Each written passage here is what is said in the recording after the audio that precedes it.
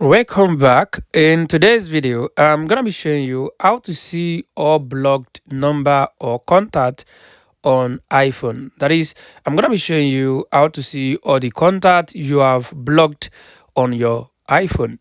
To do this, it's very simple and basic to do.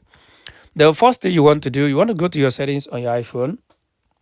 So let's just go to the settings on my iPhone. So once you arrived in your settings, I want you to scroll down all the way down. So once you scroll the way down, I want you to tap on apps.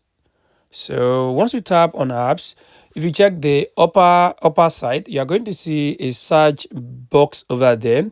I want you to tap on that search. So once you tap on that search, I want you to type in phone over there. Just type in phone. So once you type in phone, it will bring out the phone icon for you. I want you to tap on that phone. So once you tap on the phone, on here, it will take you to this page. On here, I want you to scroll the way down.